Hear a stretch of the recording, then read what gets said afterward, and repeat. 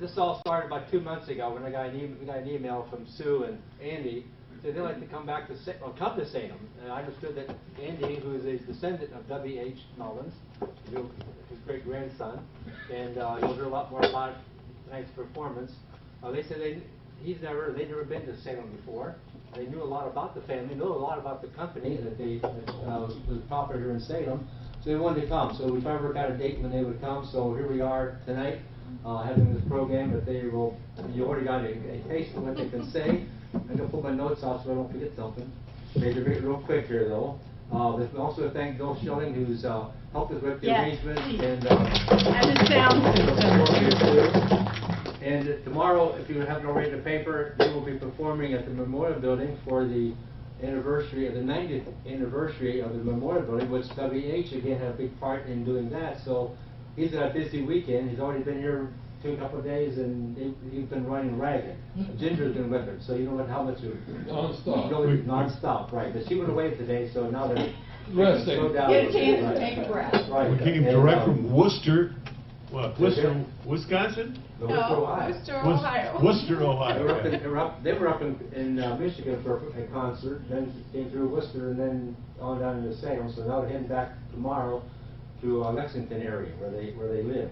And just to let you know that our museum will close for the last Sunday of the season tomorrow. So if you haven't been to our museum and seen the exhibits that we have all over this building and all over the other building, you can stop here tomorrow and see those. Refreshments, there'll be a few refreshments there when we have our intermission time. And Sue's going to say a few words, I think, of a little bit what's on the screen here. This is going to be all of herself. Well, I'm sort of the genealogy buff of the family, and so I started looking up some of Andy's relatives, and we actually didn't know too much about William Mullins because he died in 1932, and that's before Andy was around, and we lived out in California, or he was born in Pasadena. And so he really didn't know too much about what happened here in Salem. His mom was born here, but that's about the extent of it. So we have had so much fun putting this all together. And what you're seeing on the screen, I'm just letting it roll. And some of it might be boring, and some of it might be fairly interesting, and you might know all of it, or you might know very little of it. But these are all kind of products that were built or made by Mullins. And anyway, just have fun looking at that, and we're going to do some music, and we would like you to sing along. You want to say something before we start? You say something. He's not quite ready. Well, a lot of what I do is basically a rip-off from Pete Seeger. So it's a lot of sing-along stuff. So if you feel so inclined, even if you don't know the words, by the time you get into the song, give it a try. It will be welcomed. Also, Pete Seeger did say on the 4th page of his How to Sing Harmony on a Folk Song, all you got to do is make sure you don't sing the same note as the person sitting next to you. And if you're too far off, then we just call it jazz, and we keep on going. Well, there have been a lot of changes in the last 100 years or so here at Mullins. And so where do you begin? So tonight we're going to start with the song, Is Somewhere to Begin. It's by a good friend of ours who recently passed away himself up in the Seattle Northwest area, T.R. Ritchie.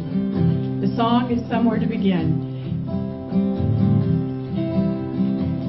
People say to me, you gotta be crazy, how can you sing at times like these? Don't you read the news? Don't you know the score? How can you sing when so many others grieve? People say to me, what kind of fool believes that a song will make a difference in the end? By way of a reply, I say a fool such as I, who sees a song as somewhere to begin. begin. Here's the part. A song is somewhere to begin. A song is somewhere to begin. Search for something worth believing in. The search for something worth believing in. If changes are to come, there are things that must be done.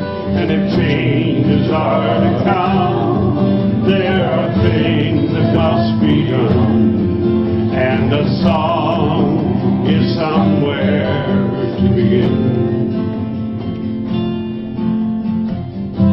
People say to me, you gotta be crazy. Oh, yeah. How can you dream at times like these? Don't you read the news?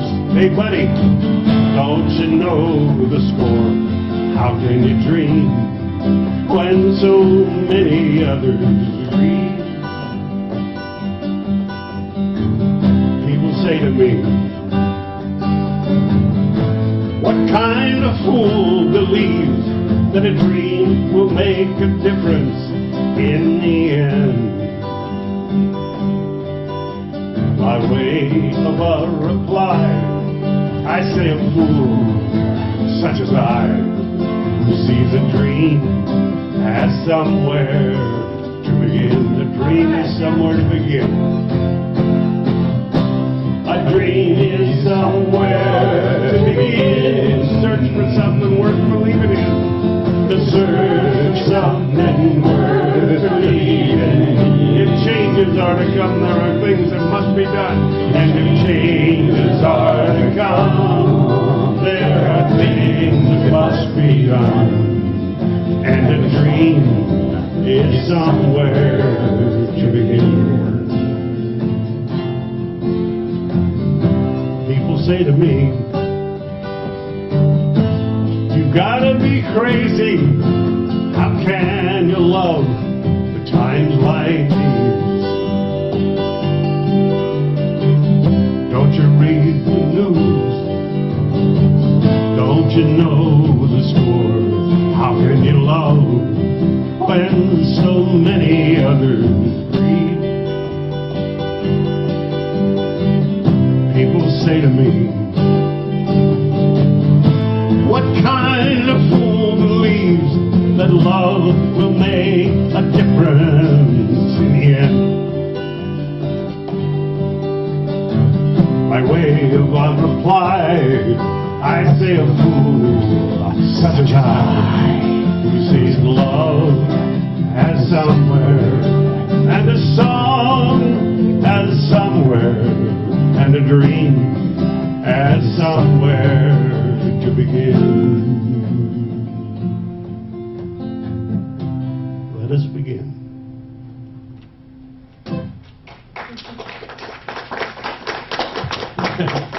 How many of you have Irish roots? Anybody? Yeah? Lots of Irish people? Well, Andy's original relative that was Mullins came from Leixlip, Ireland, and his name was James. And he originally came over to New York, and he went to college there. Surprisingly, I was kind of surprised to find out he actually became a little bit of an engineer. He came before the Civil War, married a gal by the name of Hannah E. White, who became Hannah E. Mullins. And how many of you know of the Hannah E. Mullins School of Nursing here? Yeah, tell us where it is, would you? Yeah, we tried to find it today. It used to be. I don't know if it's still in the high school or not. No. I'm not No, it's in maybe Kansas City Center. Center, but the high school, the Board of Education runs it. Well, we didn't find it. But anyway, we do know that he was supportive of that school, of getting it started. So that was named after William Mullins' mother. And she died relatively young. She was only in her 30s when she passed away. And anyway, we were over in Worcester yesterday, and they actually have a beautiful library. How many of you have been there? Anybody? Great well, library. it's supposedly the 5th best library in the nation. and the second in Ohio. So Ohio has 2 really good libraries. I don't know where the other one is, but Worcester has Well, it's a pretty Worcester nice has a library from really the outside. really good library. And we learned a lot about James and Hannah, and also his second wife, who was Hannah's sister, Lizzie, because Hannah died early, so he married her sister, Lizzie. And they also have another sister, Mary, who was sort of famous because, or I should say her son was sort of famous. Her son was Arthur Brisbane. Has anybody heard of Arthur Brisbane?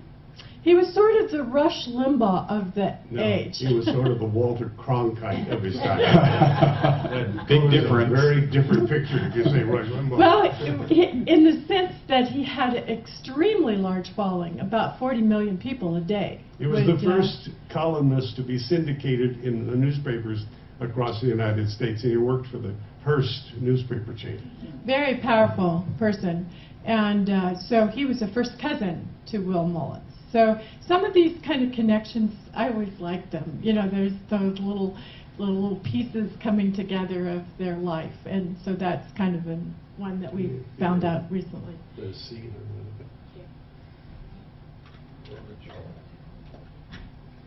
This next song is a sing-along as well. And in doing this research, you know how, I need the holder. The history is always written by the winners, right? So if you do some research and you want to find out about Will Mullins or any of the people, it's written by people that generally liked them and it's going to say favorable things. Yeah, it's sort of hard to find the truth, though, sometimes. Yeah, it's like I've been studying storytelling lately, and trying to retell family history is very problematic because what's true? Your memory is only your memory, and so there's quite often very little connection between what you remember and what really happened. I found that out with my 2 older sisters, retelling the same event that happened in 1955. I said, were we in the same room? So this song, and we finally, you know, Will Mullins was a man of his time, and by anything I can see written, he was an honorable guy. He did good work in the world. And the family's kind of carried on the tradition of giving back throughout the generations. And I think it started with him. I can't find any evidence prior to him of a very philanthropic approach to life. But he started something that continues into my granddaughter, who is now working with the poor in Greensboro, North Carolina. But does that mean that you're somewhere between the good and the evil? Yeah, that's the name of the song. It's called Somewhere Between the Good and the Evil. On Monday I think I'm a sinner. On Tuesday I think I'm a saint. On Wednesday I don't know what I am, but I know that a saint I ain't. Somewhere between the good and the evil, somewhere between the right and the wrong, somewhere between the kind and the mean, somewhere between is where I belong. Wait for me. On Monday I'd steal from a baby. On Tuesday I'd give you my shirt. On Wednesday I'd lie on my couch and moan, 'cause my conscience is doing me dirt. Here we go. Somewhere between the good and the evil, somewhere between the right and the wrong, somewhere between the kind and the mean, somewhere between is where I belong. Usually about this point in this song, I say, if you can't relate to the first 2 verses, you're not obliged to sing anymore. You can stop. That's okay. If you identify it at all, you gotta keep singing, all right? On Monday, I rile at my kinfolk. On Tuesday, I'm gentle and good. Oh, yeah. On Wednesday, I wonder and count every blunder and wish that I knew where I stood.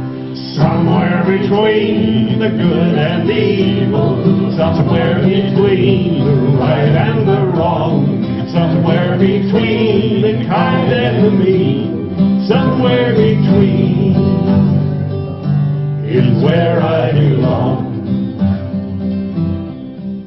Well, I wish I could look at the record to see if it's mucky or clean, to see if I'm destined for heaven or hell, or to drift like a bird in between. Somewhere between the good and the evil, somewhere between the right and the wrong, somewhere between the kind and the mean, somewhere between is where I belong. Very good. Thanks for singing along. That's great.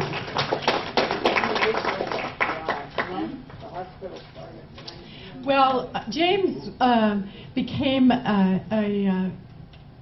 he wasn't exactly a coal miner, but he actually was an engineer at a coal mine and would be a supervisor of coal mine.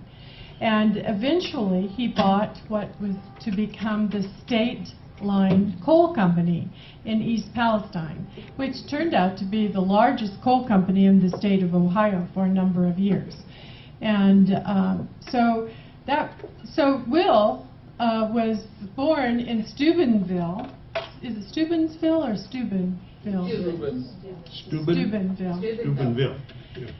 Right there on the Ohio River, and spent a few months there. He actually didn't live there very long, but he also lived in Worcester, and they lived in East Palestine. He lived in Wisconsin for a while his dad was managing mines. So he was around the coal industry a little bit. And then his uncle, William, who had come over with James from Ireland, went to work for the Pennsylvania Railroad and eventually became the chief agent, or what, I don't know what they called him exactly, but he was like the chief person for the Pennsylvania Railroad for a number of years. So that's kind of a little bit of the older background, which we're getting further and further away.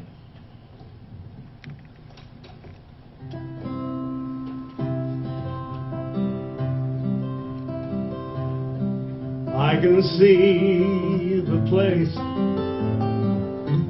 I came from. I can hear those sounds right now. I can find the path I used to run. I believe I still know how. I can shake my head, clearing my vision. I can keep those scenes at bay, and I can see the place where I came from, slipping further and further away. I can feel the way I used to feel when the world was small and green, and I can sing the song of soft appeal, and I curl into my dreams. Then I shake my head, clearing my vision. I keep those scenes at bay, and I can feel the way I used to feel, slipping further and further away.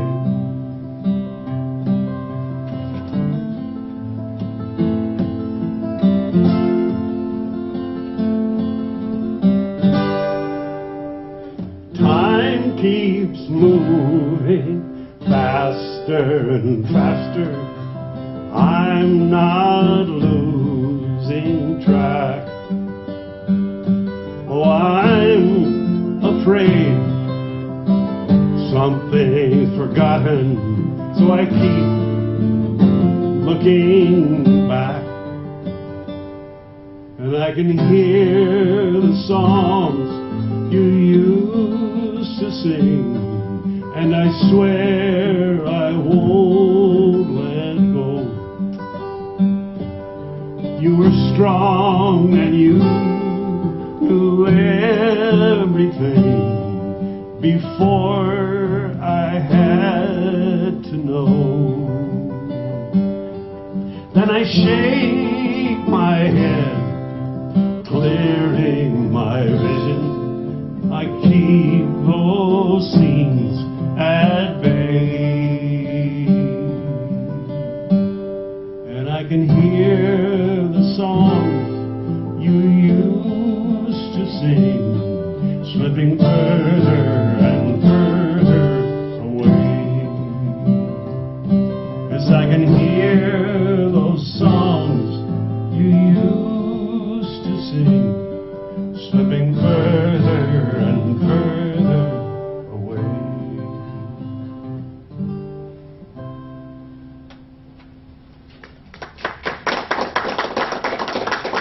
You wanted to remind about the camera at about a half an hour. Are we in that far? That's what that clock on the wall is. I think we have probably about 5 more telling me. minutes because we started a little bit Okay. late. We are trying to record this and we're paying attention to the time. Thank you. Oh, I- Well, we really have enjoyed visiting the Salem and the Historical Society and going through and looking at some of these old things and learning about them. Andy's going to tell you a little bit of the story now about a couple of things that we inherited from William Mullins, at least from his wife, Rose. We're not sure he ever owned them, but they were in California when she passed away. So you Yeah, want to tell them the clock story? The written history of the family is significantly different in places than the oral history. And in the oral history, the men did not fare too well in the retelling of the family history, as told by the women. But when I never met my great-grandmother except twice. I met her when I was 4 years old. My mother had just had twins, and we were living by the beach in Southern California, and my mother had just had a complete hysterectomy. She had 6 children, 4 of them under the age of 5, and her husband ran off with a produce clerk from the supermarket. And great-grandma Hannah, Bamba we called her, she came to visit. Now, one of the stories that she left Will in 1920 or 19 or around there, one of the stories in the family was that she left because she couldn't stand the fact that he was giving away so much money. She came from wealth before she even married Will, but she said the money should stay in the family, don't be giving it away. Well, he kept giving it away and she left. I don't know if there's a strong connection there or not, but that's one of the stories in the family that didn't show up in the books. But when she came to visit when I was 4 years old, chauffeur-driven limousine, of course, and she pulls up, and my mom is pretty distraught with the situation that she's living through. Her husband ran off, I told you that already, but my great-grandmother brought her 6 burial plots to Forest Lawn Cemetery. And my mother just They could cried barely eat and at that cried point. and cried. And she kept crying until she just started laughing, because it was like... Well, I wanted you to tell the story about the clock. Yeah, the clocks. We had, when my great-grandmother died, we inherited a Steinway, upright Steinway piano made in 1906, really nice piano, and a grandfather clock, and a small Seth Thomas, I always called it the birdhouse clock. It looked like a birdhouse made out of rosewood, lovely little clock. I inherited all 3 of those, and my son now has, I passed that on, my son has the grandfather clock, but what warms my heart is my 8-year-old, she was 8 years old at the time, granddaughter, she's a twin. She got an electronic keyboard, you know, like the little kids Fisher-Price they play with, and she just played with it all the time. So I don't play the piano, but I have this piano, kept good care of it over the years. I paid and had it shipped to North Carolina. So I gave an 8-year-old a very antique, valuable, upright Steinway piano. And she's now 12 years old, and she's played it virtually every day since she's got it. It just feels so good to have it being played and respected. And the little rosewood clock was always sitting on top of that piano through all my childhood. I remember from the time I was 7 years old, this clock always sat, and I gave that clock to her twin sister. So now the clock, the little clock is sitting on the piano the way it has for most of the last 100 years. They're both together. I like that. So we're going to do grandfather's clock. You all remember this from grade school. I don't think they teach it in grade school anymore, so let's keep singing it. My grandfather's clock was too large for the shelf, so it stood at 90 years on the floor. It was taller by half than the old man himself, though it weighed not a penny weight more. It was bought on the morn of the day that he was born. It was always his treasure and pride. But it stopped short, never to go again, when the old man died. 90 years without slumbering, tick-tock, tick-tock, is the life seconds numbering. Tick-tock, tick-tock, it stopped short, never to go again, when the old man died. It rang off while watching its pendulum swing to and fro. Many years he had spent while a boy. Through childhood and manhood, the clock seemed to know, and it shared both his grief and his joy. Well, it struck 24 as he entered at the door, with his beaming and beautiful bride. Stopped short, never to go again, when the old man died. Well, it rang an alarm in the dead of the night, an alarm that for years had been dumb. And we knew that its spirit was pluming its flight, that his hour of departure had come. Still the clock kept the time with a soft and muffled chime, when he silently stood by his side. But it stopped short, never to go again, when the old man died. Yes, it stopped short, never to go again, when the old man died. I do that song a lot for kids camps, and they call it the TikTok song. Yeah. Well, I'm actually from Kansas. I grew up in a rural environment, in an agricultural area of southeastern Kansas. And this is really one of the first times that I've had a chance to actually visit up into the industrial areas of the country, where there's lots of factories and different things. That's kind of unusual for me to see all the factories that were here in this little town. I'm used to maybe having one factory in a town. And the railroad was huge here. The railroad was extremely important to the Industrial Revolution that happened at that time.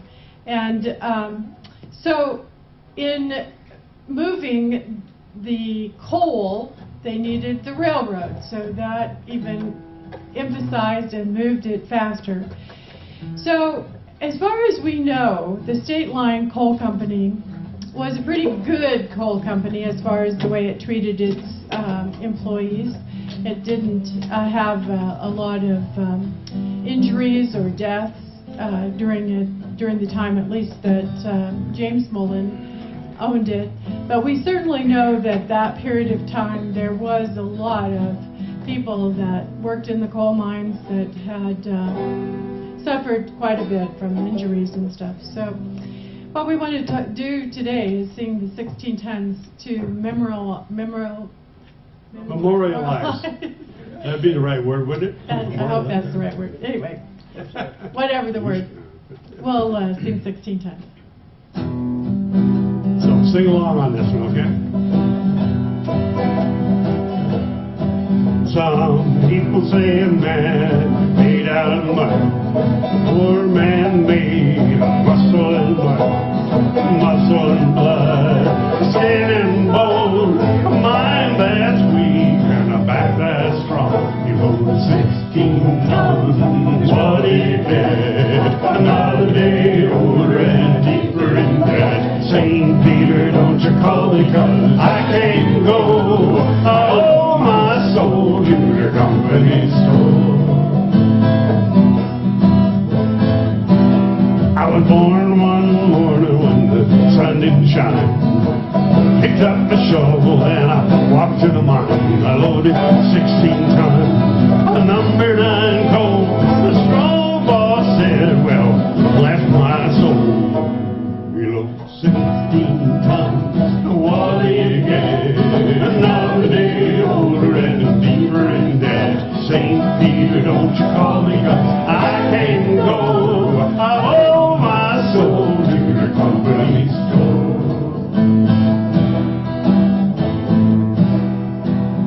I was born one morning, drizzling rain, fighting into trouble with my middle name. I was raised in the canebrake by an old mama lion, a high-toned woman, maybe walk the line. He loaded 16 tons, and what do you get? Another day older and deeper in debt. St. Peter, don't you call me 'cause I can't go. I owe my soul to the company store. St. Peter, don't you call me 'cause I can't go. I owe my soul to the company store.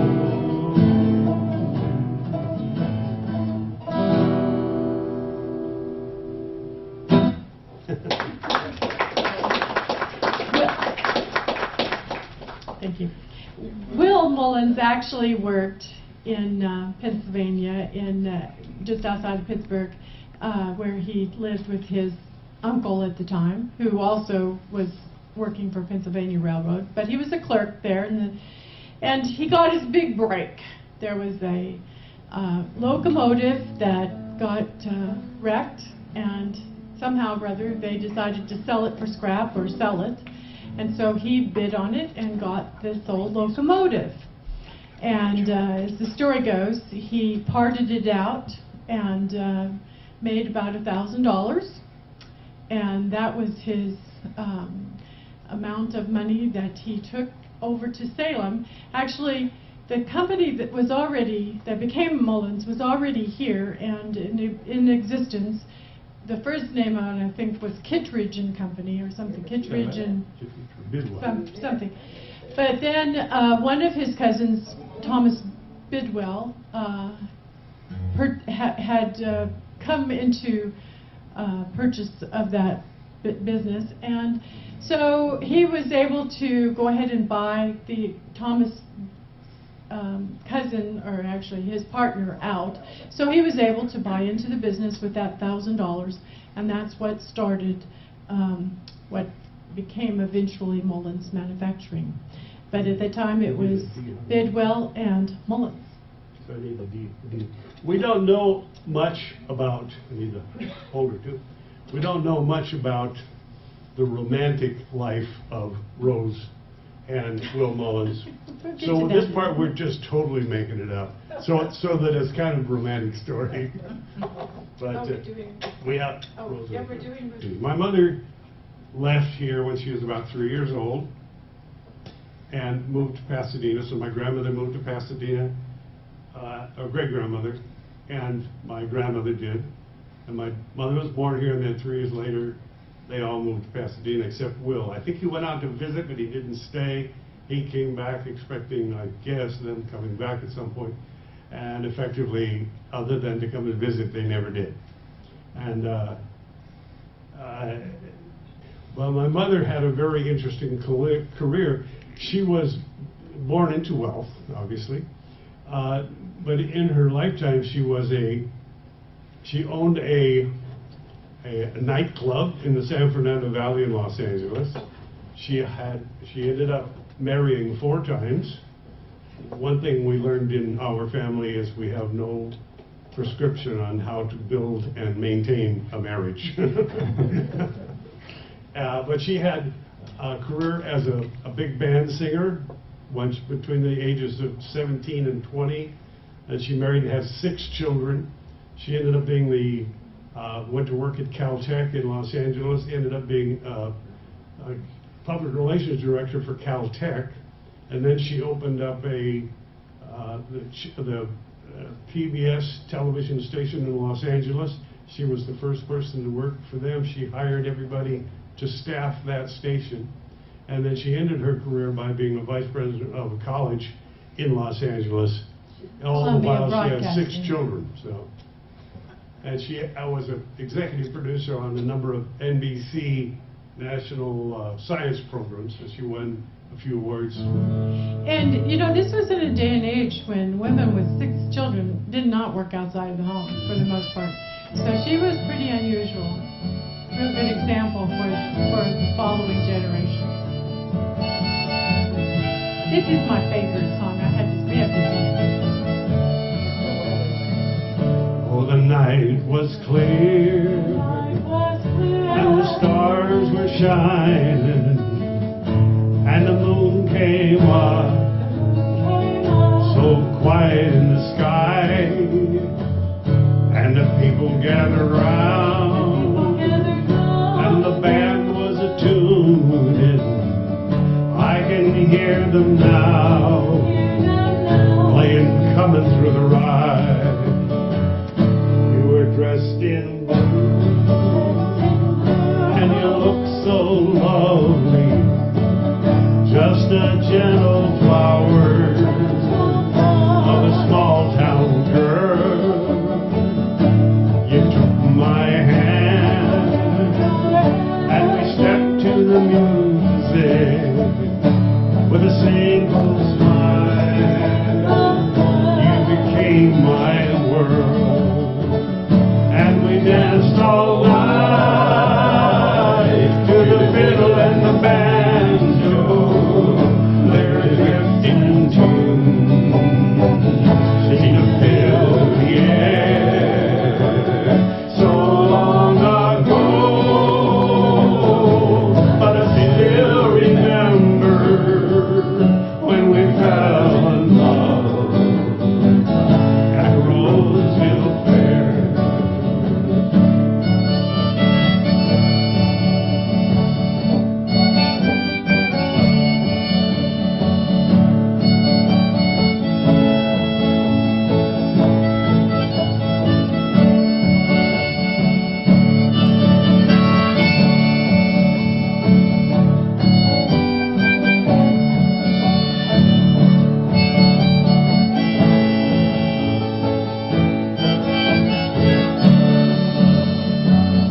Well, we courted well,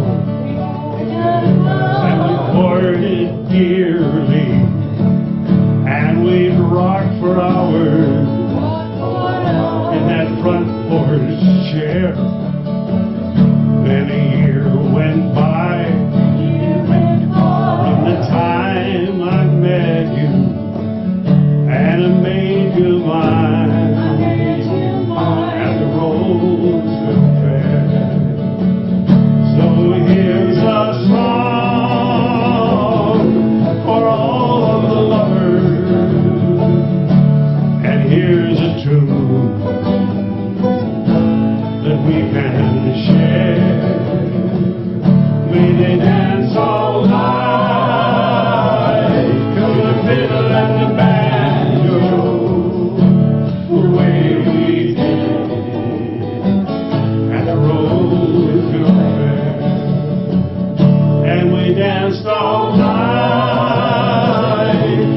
fiddle and the banjo, they're drifting tunes.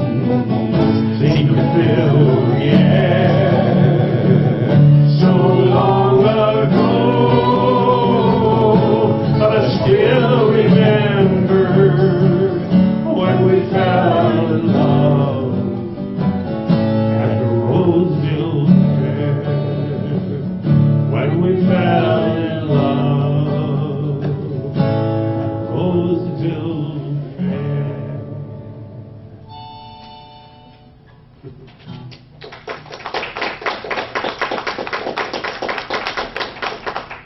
You never know how people's lives come to intersect. Will married a gal by the name of Rose Heilman, who was a high society girl from Evansville. Her father. Her father was William Heilman, who was also a very large, very wealthy industrialist down in the Evansville area. Heilman Manufacturing made a lot of similar kind of products, actually heavier machinery even than Will eventually made. But somehow or other, how does it happen that somebody in Salem meets somebody from Evansville, Indiana? It's kind of an odd thing. But we don't know how that transpired or how they came to find each other. But we do know that he very likely might have come here, William might have come here looking for a dimming pump, or maybe William might have gone down to Evansville and sold some architectural ornaments. What was That's that? a harmonica holder. Oh, okay. Okay. Anyway, we don't know exactly how they met, but they eventually did meet, and they had a very high society wedding in Evansville. And it wasn't long before Daddy kind of helped out William here in town by bringing $50,000 of greenbacks in a carpet bag on the train from Evansville to Salem. And that $50,000 was used to buy out Bakewell, and then it became the Mullins Company, W.H. Mullins Company. Give me the harmonica. It's that black one. Well, Hannah moved to Southern California along with her mom and my grandmother and my mother. My mother had one older brother, Robert. Oh, I need that. Older. And one younger sister. And if you ever really wanted to read the interesting history of any of them, Hannah, the daughter, my great aunt. She was a character. She was the flapper roaring back 20s. in the roaring 20s, that kind of stuff. She even shot one of her boyfriends, and she, well, he probably deserved it. I don't know. Well, she ran away. She was in boarding school in Washington, D.C., and she ran away when she was 14 years old and got married. So she was quite a character. Kind of a happy-go-lucky time in Hollywood with, Oh yeah, roaring 20s and all that. She eventually bought a farm out in Ventura County and raised racehorses, and that was what she did mainly in her life. But her house is still standing right next to does anybody know where the Will Mullins property was located on Lincoln? Well, her house was right next door. That was hers. And I found out while we were here, Ginger told me that was actually a box kit house. It wasn't a Sears house. I don't know what the name on it, but it was a box kit. Well, we do another song now that's kind of in that era, probably from, I think it's from a Disney movie, Zippity Doo Dah, so you can help us sing that, okay? I needed to play that so I could show you my ukulele. Zippity Doo Dah, zippity hey, My, oh my, what a wonderful day. Plenty of sunshine headed my way. Zippity-doo-dah, zippity-yay, Mr. Bluebird on my shoulder. It's the truth, it's factual, everything is satisfactual. Zippity-doo-dah, zippity-yay, wonderful feeling, wonderful day. Now here's a Instrumental break? yeah, instrumental break. Here we go. What do you think, Liv? Maybe. This is slipping down. We're gonna do this right. No, take two. Keep vamping. Okay.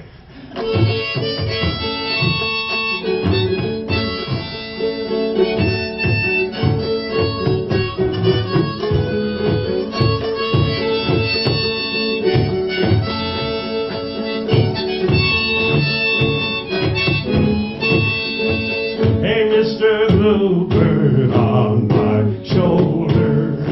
It's the truth, it's actual, everything is satisfaction. Zippity-doo-dah, zippity-yay, wonderful feeling, wonderful day. Thank you. You know, Bill was wonderful. We just, I don't know how we found out. Well, I know David mentioned about Bill, and he says, we have this person that might be able to help you a little bit or kind of get you situated. And let me tell you, it would be impossible to do this without him. So everybody give him a big round of applause. Thank you. A lot. I'm enjoying myself, too. You probably couldn't tell.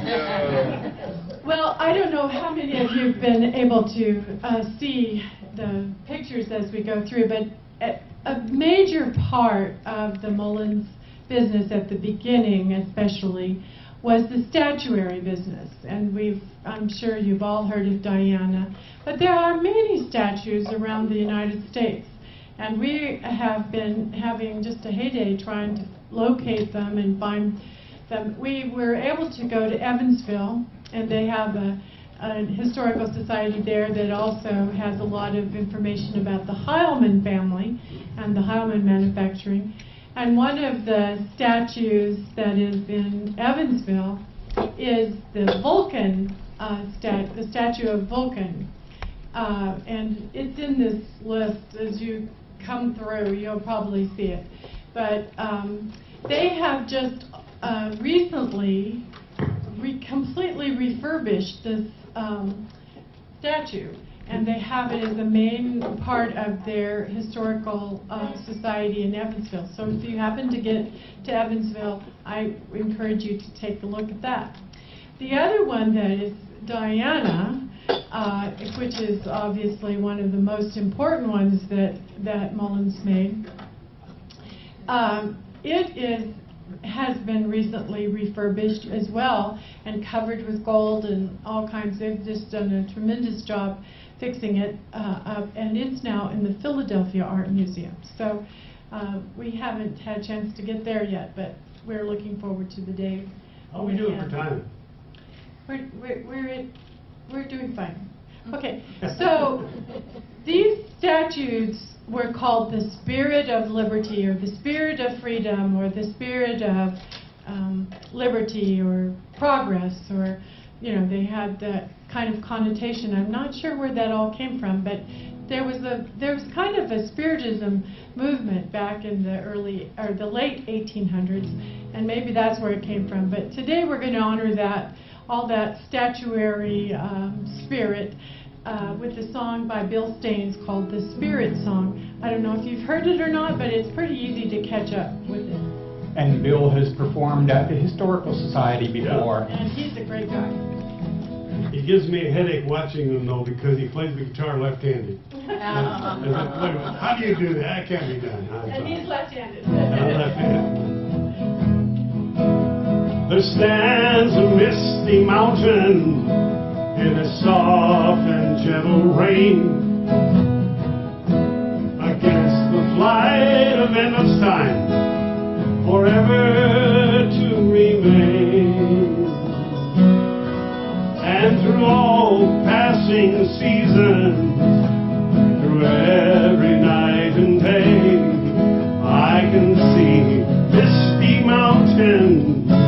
can hear a spirit say, oh brother, don't you weep. Oh brother, don't you weep no more. Sun's gonna shine on the golden shore. Oh brother, don't you weep. Oh sister, don't you weep. Oh sister, don't you weep no more. Sun's gonna shine on the golden shore. Oh sister, don't you weep. Up the rocky roads of trouble, down the twisted paths of pain. Sometimes it is a struggle, and sometimes we come up lame.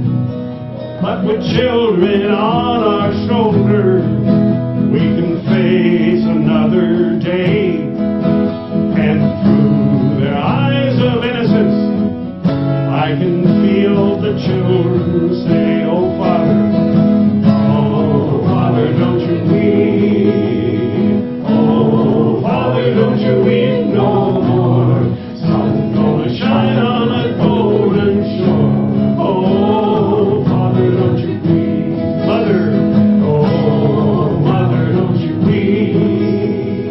Oh Mother, don't you weep no more. Sun's gonna shine on the golden shore. Oh Mother, don't you weep. So when there's music all around you, and you just can't seem to hear, when the answer's right above your head, and it never comes up clear. And when there's darkness all around you, it's hard to know and to understand. But there's a heart out there that loves you, and there's a promise in your hand. Oh people, don't you weep. Oh people, don't you weep no more. Sun's gonna shine on a golden shore. Oh people, don't you weep. Oh people, don't you weep. Oh people, don't you weep no more. Sun's gonna shine on a golden shore. Oh people, don't you weep.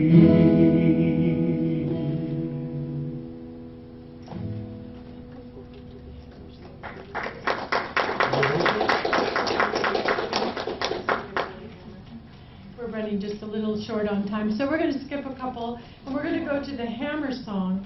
And the point that I wanted to make about this is that this whole democratic experiment that we've been going through has been an interesting 100 or 200 years. And what happened with Will Mullins is that the panic of 1893 happened just right after he bought this company. And here he is, 8,000 businesses failed, 400 banks failed, but for whatever reason, I think it had a lot to do with how hard the men were working, and they had a good idea, and they stuck to it. And despite the trials and tribulations that were going on with the greenback dollars and, you know, Reconstruction and all of that, Mullins kept the people working, and they did quite well.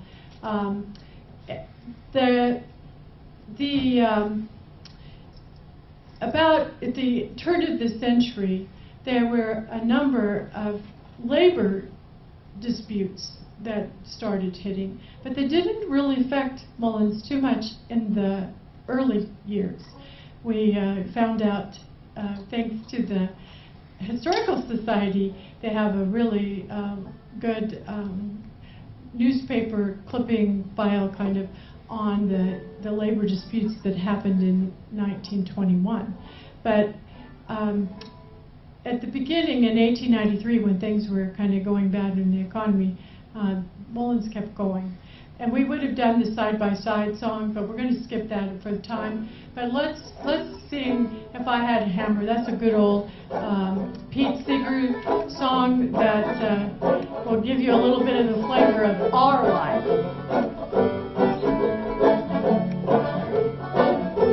If I had a hammer, I'd hammer in the morning, I'd hammer in the evening, all over this land. I'd hammer out danger, I'd hammer out warning, I'd hammer out love between my brothers and my sisters, all over this land.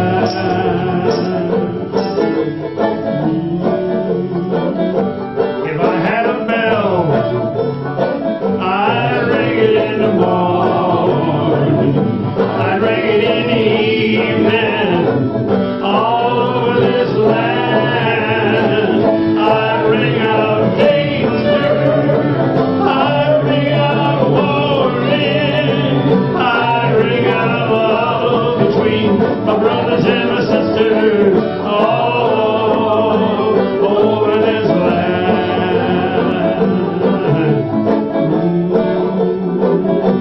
If I had a song, I'd sing it in the morning, I'd sing it in the evening, all over this land.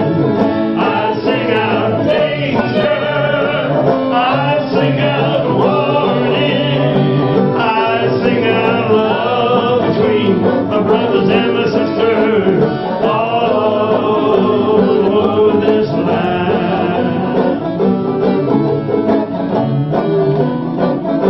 Well, I've got a hammer, and I've got a bell, and I've got a song to sing all over this land. It's a hammer of justice, it's a bell of freedom, it's a song about love between my brothers and my sisters, all over this land. It's a hammer of justice, it's a bell of freedom, it's a song about love between my brothers and my sisters, all over this land, all over this land, all over this land.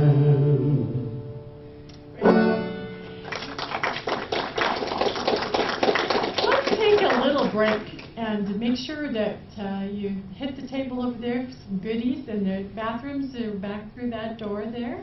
And let's try not to take too long because we don't want to keep you here all night.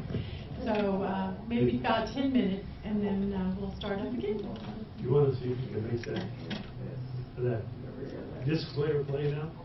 I will see if I can get that playing, yes.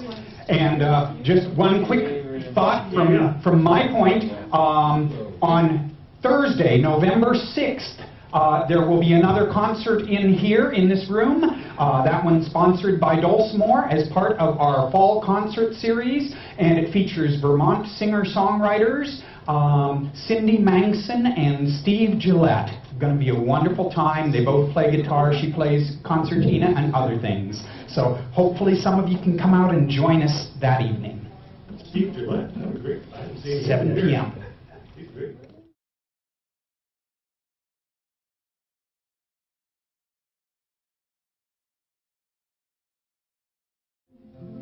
The Mullins Company made lots of different things besides the statuary. They actually, have you seen those big elephant signs? I don't have a picture of one of them yet in my thing, but you know, those big elephant signs, those were all done by hand. They were hand lettered. I was hoping that we would have one here in the Historical Society. So somebody, you got to find one and donate it to them. But those were done here at Mullins. And there's quite a story. How many of you have heard about the unsinkable boat story of Mullins? I won't bother to tell it again, but he did go hunting and his boat sank, And so he came back, and they ended up making 100,000 unsinkable boats. And Andy's got a great song for a hunter. Well, there's interesting that synchronicity that can happen at times. Wilma, when I was in the 8th grade, you had to take a U.S. history course on the Constitution, and then you could go into high school. And in my 8th grade U.S. history book, there was a picture of Edison and Firestone and Leonard Burbank and a few other people, the vagabonds that went hunting every year. And we kind of figured out what they did was they went hunting to promote Ford cars. The Ford was one of them. How many of you know about the vagabonds? Write yourself a note. Look at the vagabonds. The Ford used it as a advertising campaign. And so did Edison. He filmed the whole thing with his new camera. So they were promoting the motion picture camera, and also Ford vehicles could go out into the woods. But as luck would have it, Bill's got something to say in this regard. Yeah. What did your dad do? And, excuse me, I need to turn myself on. Okay, now I'm turned on. I'm not going to touch it. Good for you. The thing that I found interesting was that my grandfather was an inventor here in Salem, Louis F. Schilling, and out at the what used to be the State Highway Patrol on 45 South, the big building that's now probably apartments for Kent State, which is right next to it there, was where he had his factory, and he made Schilling campers. Oh, wow. And the Schilling camper was designed to attach to the running board of the car. Wouldn't be a whole lot of market for it these days. But when you got to your campsite, and this was something that was used by several of the people in the Vagabonds as they made their tours, when you got to your campsite, you opened up this package and pulled out the springs from the running board and anchored them at the other end of the tent that erected around those springs. Later on, he designed one that could be set up separately from the vehicle, so you could drive away and come back to it. But the original definitely used the running board as the anchor point for the springs. And so the Vagabonds used them. So it's likely that my great-grandfather used one of his great-grandfather's tents. To go hunting. Just grandfather in my case. Oh, grandfather. And this is... Okay, you're not as old as I am. I get it. We played you some of the songs from the era. Now we're going to sing you a song from today. This is written by one of our friends from the Pacific Northwest, Zeke Hoskins, and it's just silly. So, you know, a lot of people think I'm born and raised in the West Coast, lived in Los Angeles, and a couple of years in Honolulu or Hawaii, and then moved to Seattle. So I'm a city kid, right? And they think that we don't do manly things like going hunting. Well, yes, we do. And this is a song about hunting the duck. And you can sing along with this one as well, okay? And are we in F, just to make sure? Like F? Okay. F, yeah. Okay. This cramped city life isn't right for a man. We're born to live free and to kill what we can. So it's off to the country where the air's fresh and clear, with a carton of ciggies and 12 dozen beer. Here's your part. So blow the horn loudly and rev up the truck. We're off to the nuts to murder the duck. Well, we climb in the truck about 6:45 and proceed to take up for the long, weary drive. When we get to the cabin, we're all brightly lit. Can't remember who drove and he'll tell what we drove here. Blow the horn loudly and rev up the truck. We're off to the nuts to murder the duck. Well, it's up it's up with the dawn. Though the coffee's no good, then it's down to the lake, through the dew-spangled wood. When we get to the blind, we're as happy as boys, till we find out that Harry forgot the decoy. So let's blow the horn loudly and rev up that truck. We're off to the boondocks to murder that duck. Well, we crouch without moving from sunrise till 3, except every 5 minutes we stand up and pee. And last there's a duck, and we fill it with lead. Can't figure who shot it, but the partners sure did. So let's blow your horn loudly and rev up the truck. We're off to the boondocks to murder the duck. Quack, quack. Then it's back to the cabin for whiskey and steak, and we talk about women until nearly daybreak. No one believes what the other guys say, but we've got to talk dirty to prove we're not gay. So blow your horn loudly and rev up the truck. We're off to the boondocks to murder the duck. Well, the next day the ducks have gone elsewhere in flocks. We have to shoot tree trunks and beer cans and rocks. And Tom dropped his gun when he fell in the lake, and Bill shot the whole can of beer by mistake. So let's blow your horn loudly and rev up the truck. We're off to the boondocks to murder the duck. Then it's back to the city, refreshed by our sport, burning gas by the gallons and beer by the quart. Yeah, we'll have to draw straws to see who has the luck to pick 2 pounds of shot out of 3 pounds of duck. So let's blow the horn loudly and rev up the truck. We're off to the boondocks to murder the duck. One more time. So let's blow the horn loudly and rev up the truck. We're off to the boondocks to murder the duck. See, we hunt too. We're going to skip in the Mary Oldsmobile. We played that during the break. But one of the things that definitely happened in that period of time was that they, after the World War I, the world changed, and it changed drastically. And one of the biggest things that came along to change it was the automobile. And suddenly people could travel, and one of the things we found out with this vagabonding group that Will Mullins went out with was that that was also the time when they were coming up with the thought of having public ownership of lands like Yosemite. And they had, Ford would take this entourage of 50 vehicles and people and all kinds of things into Pennsylvania and go camping, and theirs was not exactly what I would call camping, but luxury camping. But that was, no, yeah, we're skipping that. Okay. That one. Mhm. Okay. But If you're lucky. one of the things that happened in the life of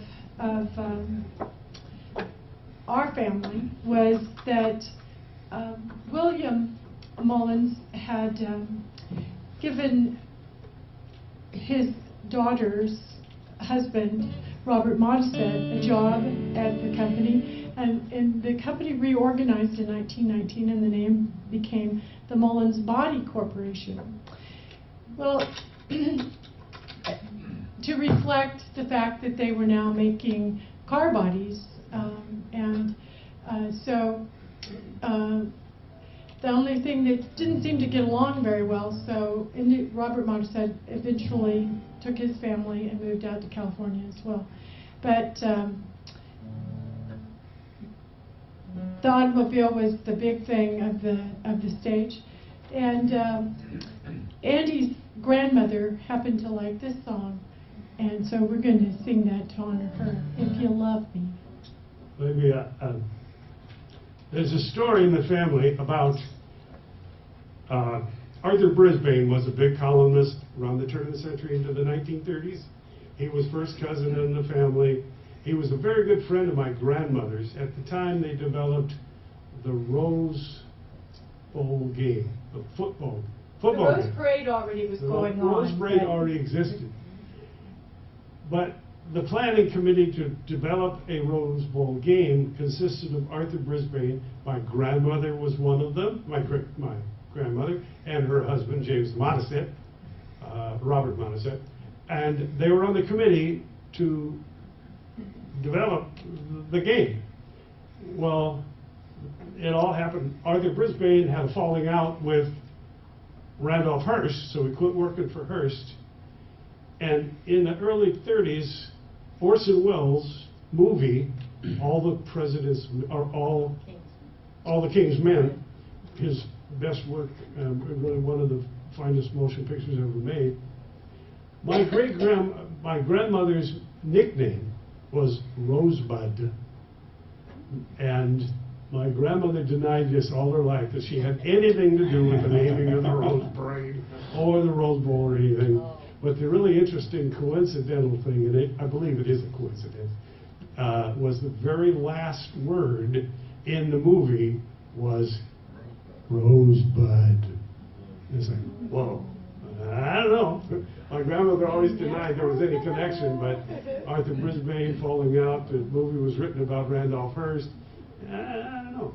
We'll see. And actually, there was a lot of connections with Hollywood too. Andy's mother had made a lot of not movies but television programs, and actually Andy worked in television. Yeah, I'll tell you about that. Anyway, this was my grandmother really liked this song, and this was my mother's favorite song that I would do. And it does require some participation as well. So here we go. If you love me, if you love me, plant a rose for me. And if you think you love me for a long, long time, plant an apple tree.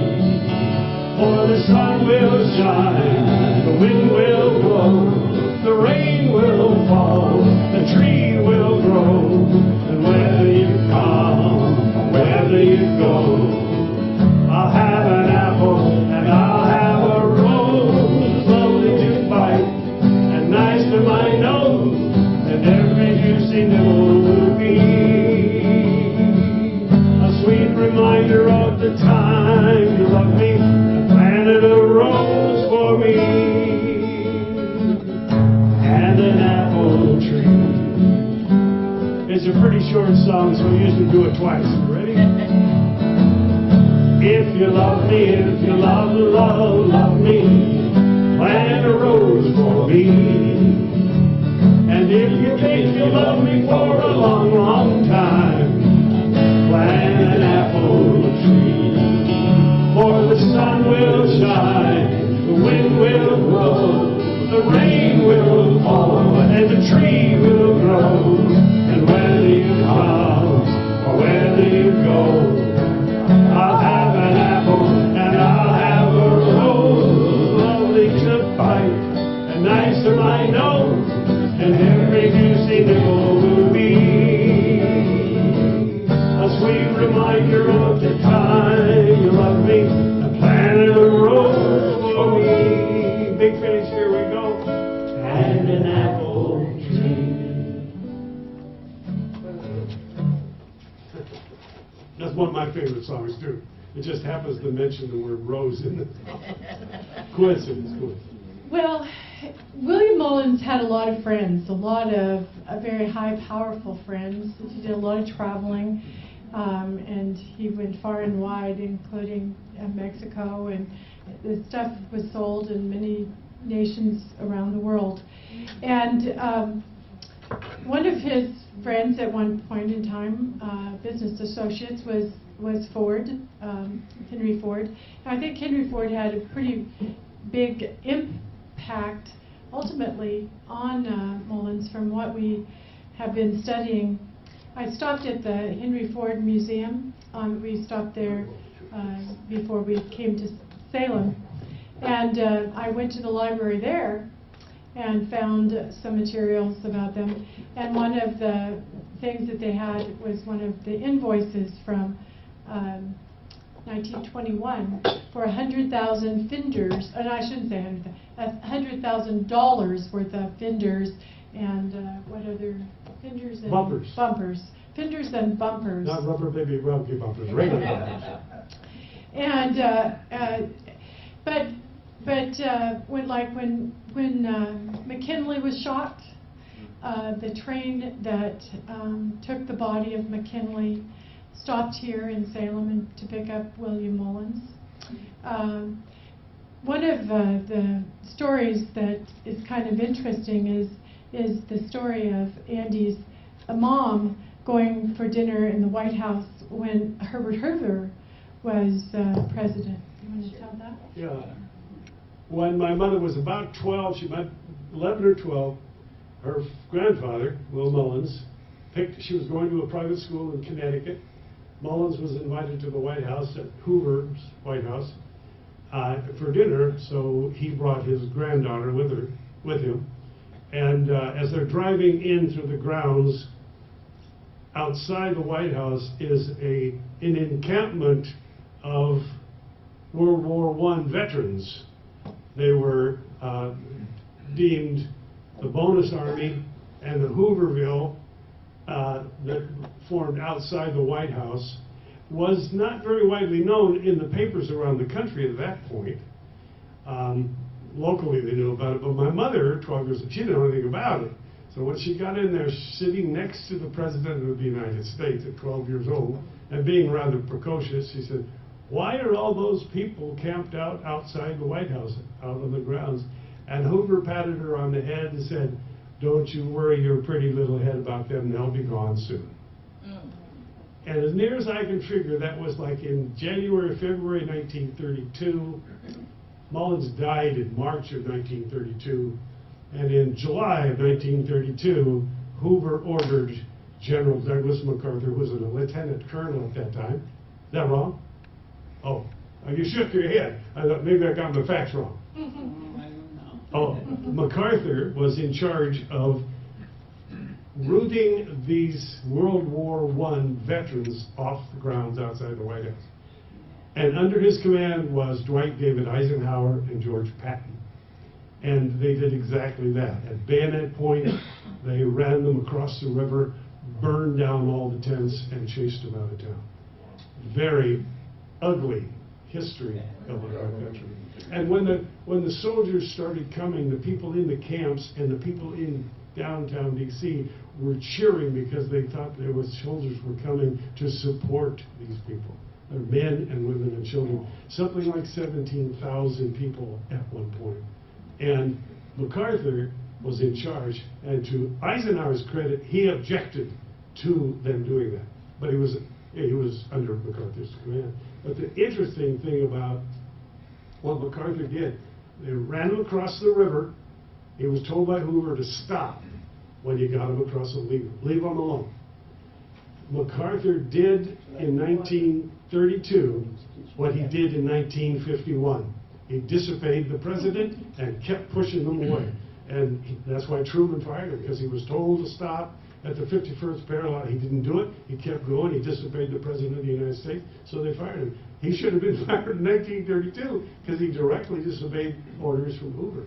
So interesting. And the Wobblies were there at some point, the IWW workers of the world, and it was a very tumultuous time. And actually, when Roosevelt got into office, he didn't, the bonus money that they wanted was a bonus they were promised if they joined the military and fought in World War I. That they were supposed to be paid that money 25 years later after the war. Well, then the Great Depression came, and all the people said, "Hey, we don't have any jobs. You owe us this money. Pay us early." And there were people protesting, and bonus armies sprang up all over the country trying to get the government. The government never did pay it. Under Roosevelt, they didn't pay it either. But Franklin Roosevelt did one thing. He sent Eleanor Roosevelt out there to talk to him. And what she brought with her to talk to the bonus Army people were jobs. WPA, CC, and Bonneville Power Administration brought jobs. Said, we can't pay you money because the government doesn't, but we can give you jobs. So they went home. Awesome. Well, the stock market crashed in 1929, and about that same time, Mullins was starting to get ill, and the mantle had been changed over. C.C. Gibson became president of the corporation. I think Mullins remained on the board, but it was starting the passing of the baton. And one of the things that I just found out last night at dinner, and who knows, we don't know exactly why Mullins went to dinner at the White House with Hoover, but we found out that that this area was like the major beginnings of the Red Cross, and he was on the board of the original Red Cross in the United States. And so it's very possible, since that was right in the Depressionary times, that they were there on some Red Cross kind of thing. Because his mother, throughout her entire life, was extremely supportive of the Red Cross. We didn't know until we came here and put those two connections together. In trying to figure this, we came here with more questions than we had answers about the family. And I'm trying to find a thread through the generations. The only thing I could find is that prior to William Mullins, one back was Heilman, William Heilman. There's no evidence that he was particularly philanthropic, but William Mullins was definitely. And the telling thing about him is that Ford and Mullins went through the same labor union struggles. They were both deeply offended by workers that went on strike. Their feelings were hurt because they would make efforts to find out what their employees needed for Christmas and get it for them. That was early on in both Ford Company and with Mullins. Well, when you're on the same level working with the workers on the plant floor, you know your employees, you know their names, you know their family. When you're 3 stories up in management, you no longer have you don't even know who they are. So then the union stuff started to develop, and when that happened, I'm sure that Mullins felt the same as Ford, and Ford was deeply insulted by the workers. I gave you jobs, I've provided you a living, and look what you're doing. You're trying to, so he resisted, and Ford never backed down. He became very embittered and anti-union and stayed that way all his life. Mullins went the same course for a little while. But the strike happened in March of 1921, and it ended in July of 1921. So he did some not so good stuff as far as the union goes, but he didn't get so embittered, and by the time 6 months had passed, he had given the money for the War Memorial Building. He was a philanthropic person at heart, and he didn't stay angry and embittered by the union struggles that he deeply resented. He didn't stay there, to his credit. And his daughter, my grandmother, at Christmas time, she would bring us Christmas presents when I was a little kid. And we would be required, with my grandmother, to take one of the brand new presents that we got with her and go to give away to some homeless kid or somebody that didn't have a Christmas. We had to give away one of our Christmas presents to this organization. And she took, every year she would take us. And one year she gave me a Tonka tow truck. You know, remember Tonka trucks? Great little trucks, right? Well, for a 7-year-old, this is cool, right? So I played with it all year, and she forgot, when I turned 8, that Christmas, she gave me another Tonka tow truck. I said, cool.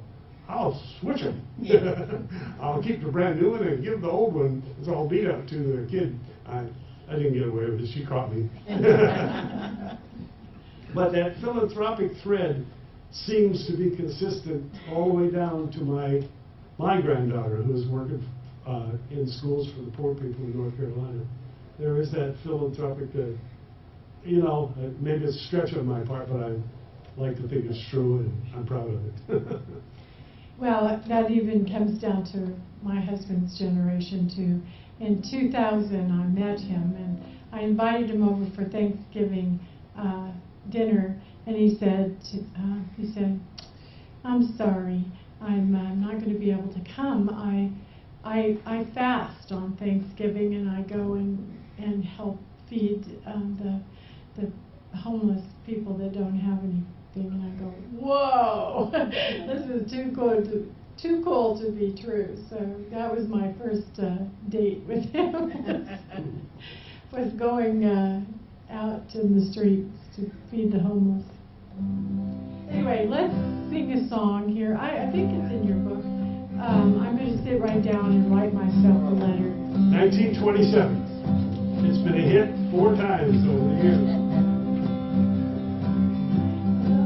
I'm gonna sit right down and write myself a letter, and make believe it came from you. The jug probably threw him off. I'm gonna write words oh so sweet. They're gonna knock me off of my feet. A lot of kisses at the bottom. Yeah, I'll be glad I got it. I'm gonna smile and say, I hope you're feeling better. And close the way you do.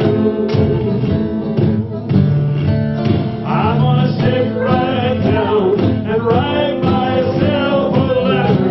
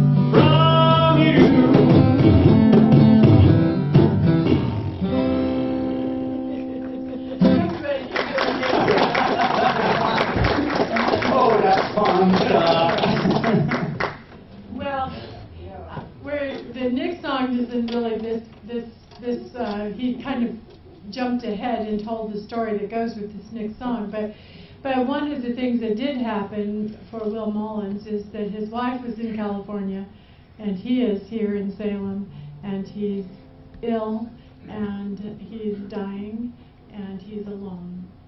And I was really, really impressed to hear that evidently the people in Salem found this out.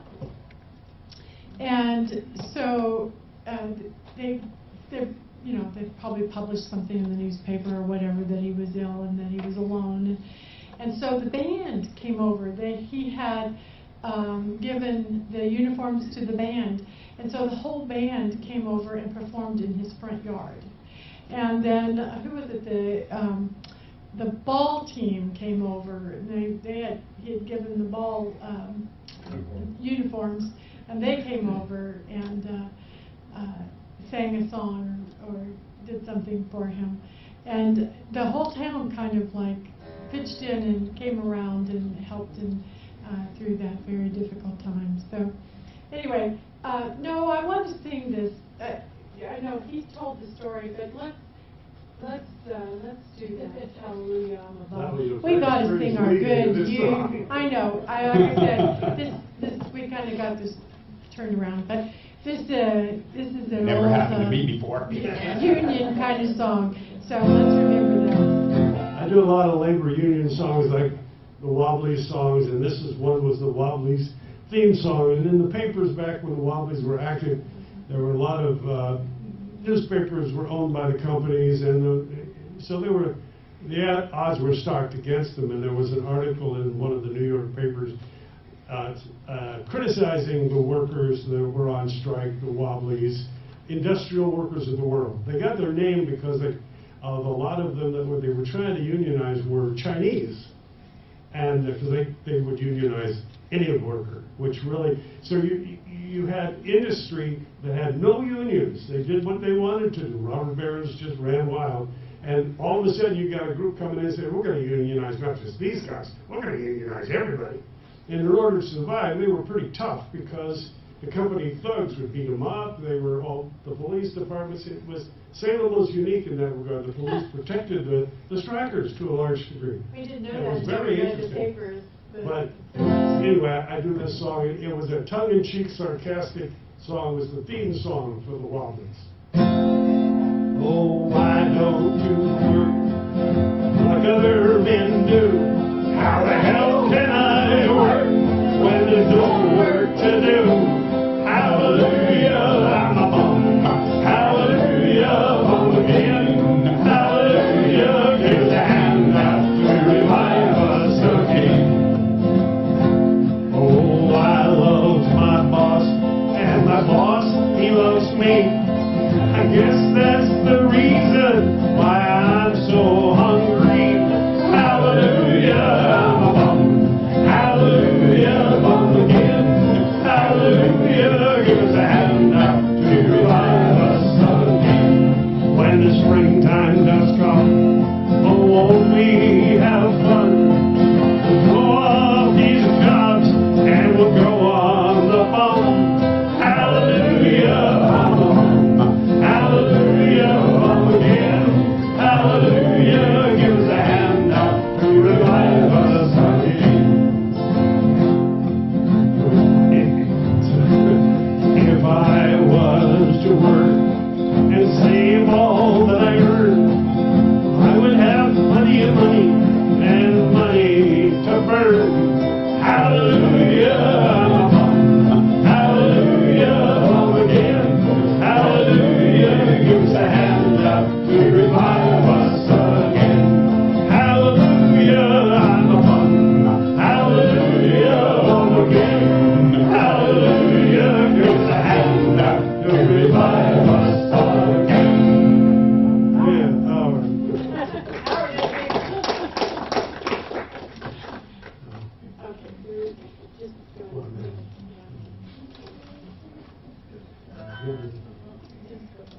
This, used to do, and still do on occasion, a lot of songs by John Denver. And this is one that he wrote for Buckminster Fuller. And the title of the song is What One Man Can Do. And it seemed appropriate to honor my great-grandfather. He did a lot in the world. And anyway, the theme of this song is What One Man Can Do. I suppose there were those who say he had it easy, had it made, in fact, before he'd even begun. But they don't know the things I know. I was always with him. It may sound strange, we were more than friends. Oh, it's hard to tell the truth when no one wants to listen, when no one really cares what's going on. And it's hard to stand alone when you need someone beside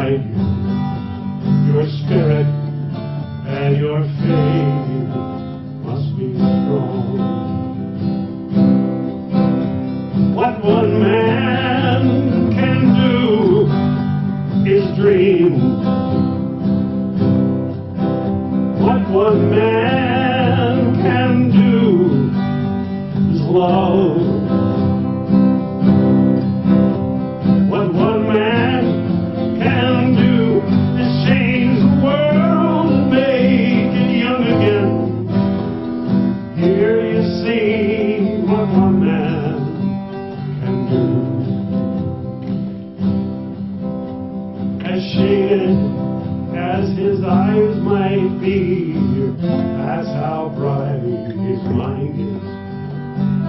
That's how strong his love for you and me. A friend to all the universe, grandfather of the future. He's everything I would like to be. What one man can do is dream. What one man can do is love. What one man can do is change the world, make it young again. Here you see what one man can do. What one man can do is dream. What one man can do is love. What one man can do is change the world and make it work again. Here you see what one man can do. Here you see what one man.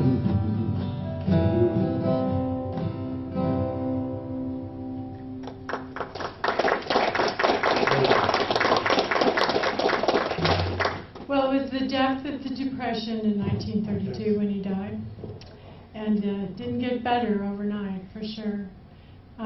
And C.C. Gibson took over, and they kept the men working as much as they could. There were lots of people were unemployed at that time, but generally speaking, for the most part, Mullins was able to keep going a little bit. But they knew they needed something, and they needed it fast to be able to bring themselves out of this. And on top of everything, C.C. Gibson dies in 1937. And so what next? What to do? And that's when they ended up merging with Youngstown. What's the name of the company now? American Standard? No, it wasn't American No. Standard then. Cameron? Darn. Anyway, they merged. Yep. And Those other guys. yeah, it was Youngstown Kitchens, but that's what the product came. There was another name for that company. I'm losing it tonight. But they needed to have somebody that was strong like Mullins, and they did. They did come up with a really good management team. And one of the things that I've really been amazed at, one of the big things through this, has been the inventiveness. It seems like that was a big part of their whole society in those days. Edison, when we were at the Ford Museum, he came up with a new invention every 10 days. That was a small invention, but a big invention every 3 months. Every 3 months. Every 3 months he would have to come up with a big invention. That was his goal as a person. That was a challenge to those people. And Will Mullins had the same challenge here. You know, he invented a certain kind of boat. They also, you know, they would keep inventing different things. And through the years, one that I didn't really mention tonight that much because we kind of skipped over the war part, but Andy's grandfather, Robert Modisette, invented a drone airplane at the end of World War I, which never really went into production because it was after the end of the war. It was kind of coming up at the end of the war, so they didn't use it. But there was a lot of inventors going on. So, but here they were at a kind of a stage because people weren't buying boats anymore. Even cars weren't selling because people didn't have money to buy them. So what product were they going to come up with? And that's when they discovered kitchens, and they went and started with the whole Youngstown kitchens. And I assume that you know a little bit about that. But anyway, that was the product that took them into the next phase, and actually turned into a much bigger company than anything that Will Mullins did. And now we are at the end of our 5 generations since he passed. I put some of the pictures of, I don't know if you saw them as we were playing through, but I put some family pictures in there. Some of them are Andy's direct brothers and sisters, and nieces and nephews, and our grandchildren are in those pictures and whatnot. But those are the people, or those are the family that have come after Mullins, and it's all just a big circle game. One thing I want to make sure I take the time to thank the Historical Society and the town of Salem for hosting us to be here. It's something I've been wanting to do for the longest time, and hopefully we'll be back again. If we can put together another tour, we'll drive around a little bit. And I want to thank Bill. You don't know, I hope you appreciate the treasure you have in this guy. He'll do a little bit of everything for everybody. And most small towns that I go to, they don't have this kind of guy, so pay him well and keep him happy, okay? You don't want him to The other thing I neglected to tell you anything about it, I kind of teased about it. I worked in Hollywood as a sound engineer for a number of years. Now, you may not remember much of what I did, but there's 3 things that you might remember me for. The Pillsbury Doughboy, you know, the little puffy tough guy, when they poked him in the tummy, I was the audio engineer that recorded that voice. I wasn't the voice. Yay! Oh, this is going to come. And the other one was the Tiny Bowl commercial with the guy sailing around in the little boat in the toilet tank. I did audio on that commercial too. And you didn't know you were hobnobbing with your rich and famous. Oh, wow. But the most noted thing that makes me a semi-celebrity in Kentucky is I worked for 2 years on the Hee Haw show. I did Hee Haw for 2 years. Well, you also did 6 Olympics. Yeah, after working in Hollywood, I worked for ABC News for a couple of years. Then I quit and went freelance, and from then on, for about 25 years, I did broadcast television sports all over the world as a contractor. So I worked for all the networks, and I did the Olympics 6 times. The last one I did was in Salt Lake City. So I've had and all the while, when I wasn't on the road doing television, I was playing music in a band called Tickle Tune Typhoon. So I never really cared if I made a lot of money playing music, because I made a lot of money doing television. So I've had it's been a great journey. It's been just a lot of fun. And I feel, you know, in spite of my affliction and physical problems I've had over the years, man, it's been a wonderful ride. So this song is kind of about that. It's called All My Life's a Circle. And with this song, we'll say goodnight. Are we in D? I thought you said we were going to do it in D. Don't correct me in front of the audience. It's just that I don't have C on this harp, so... Well, you know, excuse for everything. Sounds much better when we're in the same key. Yeah. That's pretty sweet when we get out of that one, huh? All my life's a circle, sunrise and sundown. Moon rolls through the nighttime, and the daybreak comes around. All my life's a circle, still I wonder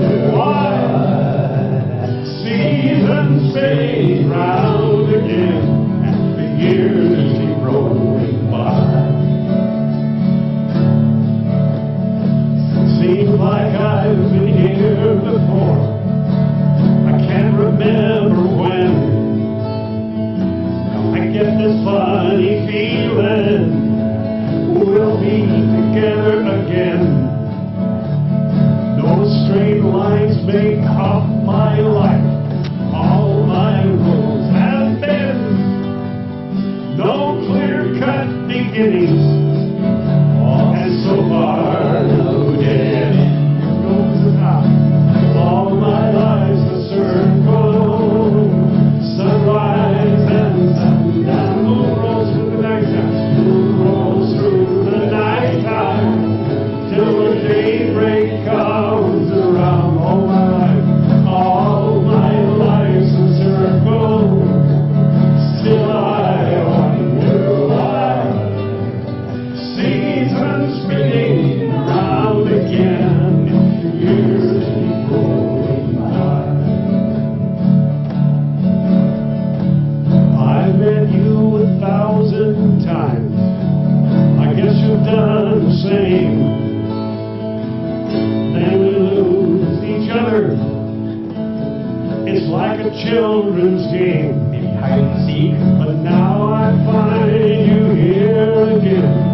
The thought comes to my mind, our love's like a circle, so let's go round one more time.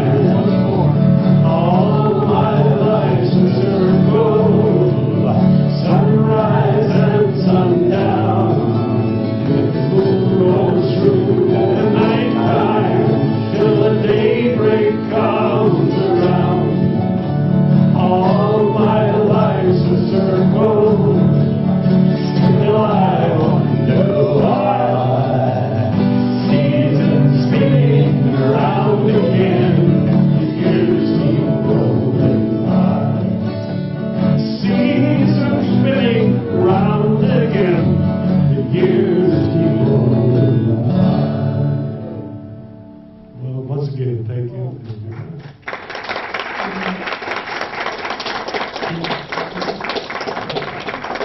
Cool again, Bill. Thanks very much for coming. Hope you enjoyed it. I know it was very entertaining, very informative. The information is sharing things we didn't know about Mullins themselves too. So we've added to our collection and it's been well. And what Bruce's recording here may be available for YouTube or for our local cable channel. But we thank him for coming also to the taping so we can hear it again. So thank you very much for coming. Please do that. If you haven't had a chance to put a couple of ducks in the bowl, that would be very appreciated, I'm sure, by the Historical Society. Thank you all for